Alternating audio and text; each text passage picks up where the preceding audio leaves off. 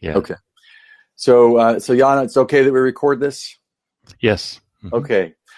So welcome to Healthcare Pittstop, and today I have my good friend Dr. Jan Chow. Jan, welcome. Nice to see Glad to you. be here. Yes, So great to see you too. Jan, you have such a long history in innovation. I thought you could share some of your experiences with others.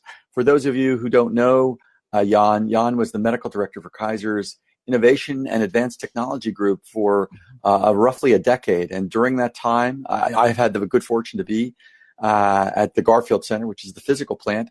I heard you had over 55,000 people who came through to see the innovations that were hosted at Garfield, and that there were over 2,000, literally 2,000 technologies that were explored, and there were recommendations made by your group for Kaiser in terms of moving forward.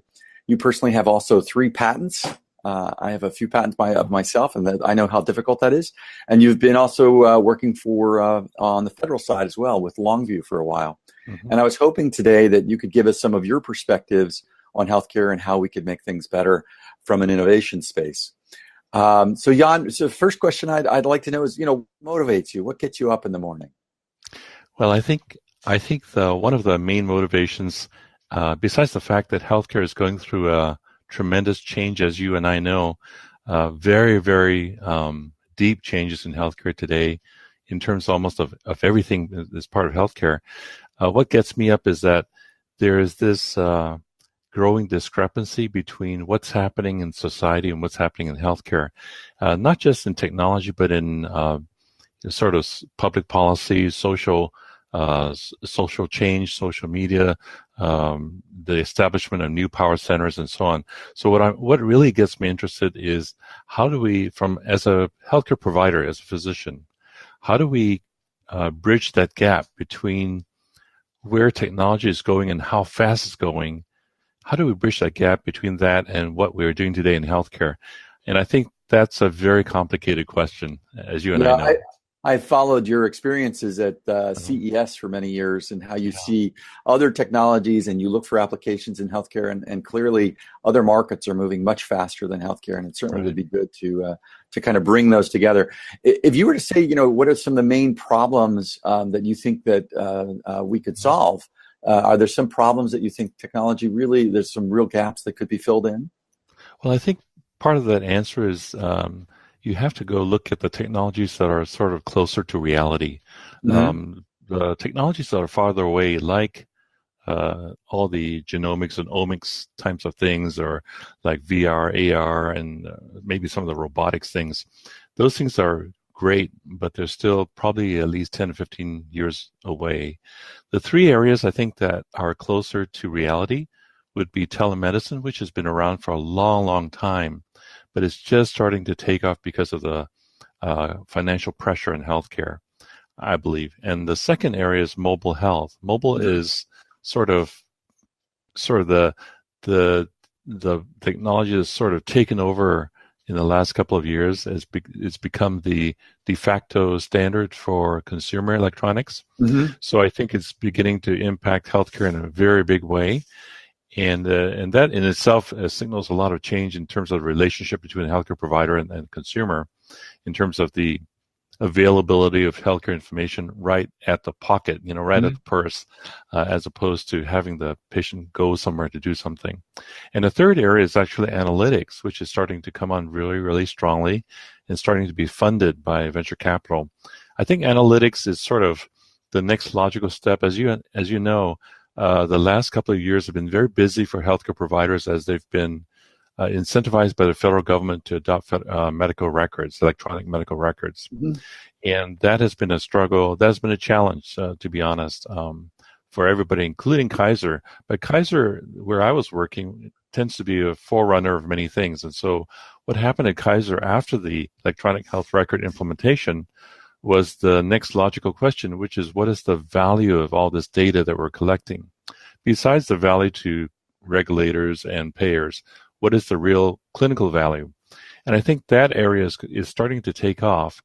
People are recognizing not only that it's important to know what kind of data we're collecting, but how we're going to use it to actually make an improvement in quality, safety, affordability, and so on.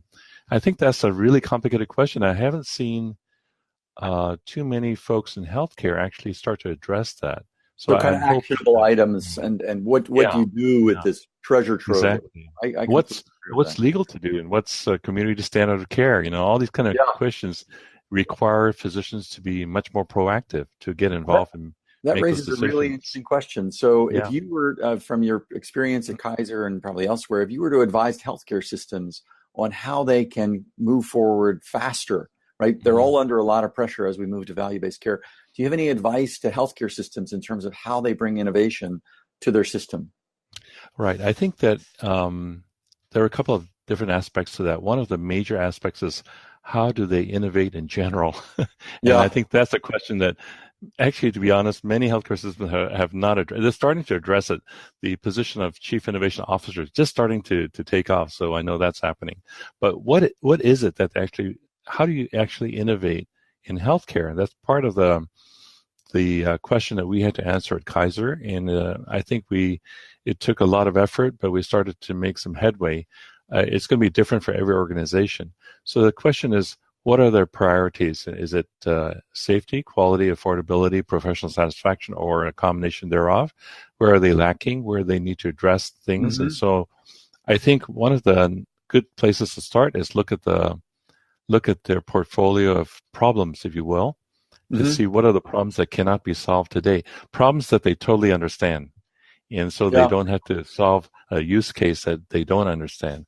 And They then always from seem to, there, they yeah. go on to, things Yeah. that are more sort of into the future. Yeah. I always seem to find this balance between risk and reward when I'm talking to a Hmm. healthcare system. That they're Indeed. very afraid of taking on much risk, but they know that, like every industry, they're going to have to do something because of the transition. What about for the entrepreneur who wants to Hmm. work with a healthcare system? Do you have any advice for them, a medical entrepreneur? Yes, I think, and we've seen, our group actually saw, as you said, hundreds and hundreds of entrepreneurs. And it's interesting, we saw an evolution over time from the less successful to the more successful. And I would say the early entrepreneurs, um, they were essentially started by technologists with no healthcare domain expertise. And I would say that it was interesting for healthcare providers to look at that, but they couldn't make any sense of it. And neither could they find the questions that the entrepreneurs needed to be answered. Yeah. So as time went by, though, things really noticeably changed. For instance, entrepreneurs are starting to come in with what they considered evidence. And this Hmm. is obviously because they'd heard that question a lot, which is, what is your evidence?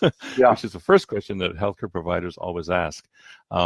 It's the data, and it has to do with data and the studies and so on. So I would say for healthcare entrepreneurs, uh, it's important to have evidence. It's important to address a use case that is existing and not a fantasy use case. So, for instance, if you look at any study, any article that says what are the CIO's main priorities from 2017, you'll find out very quickly what the top of mind concerns are, and those are the concerns you need to address so that you can get in the door. And Yeah. so leaders of healthcare organizations are invariably super busy. They have a lot on their plate, and unless you address something that's on their plate, they're not going to really pay attention to you.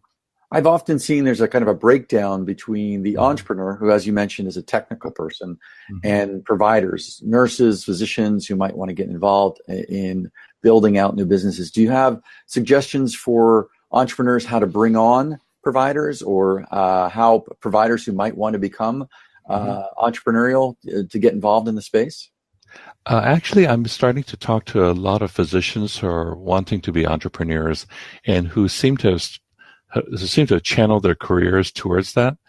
These are young folks. Yeah. Young means younger You than mean like us? 30. Like Yeah, us? Yeah.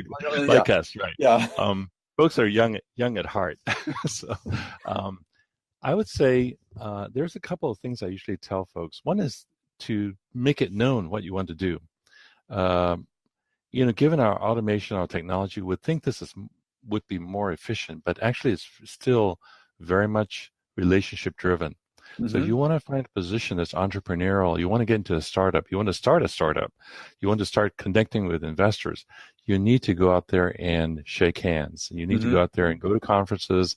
You need to go there and give talks about what you're interested in, tell people what you want to do. For sure, manage a LinkedIn profile that makes sense for where you want to go, because that's probably one of the main tools where recruiters find you. All these things are not hard, but they take time. And so it's a matter, I hate to use the word, but it's in the sense that you need to market yourself. You need to make sure that the right people find you quickly, because before you know it, things will change. And the other thing you should do really for physicians is to prepare yourself so that you can contribute to a startup. Many people don't know what a startup really involves, the kind of risk, the kind of investment of time.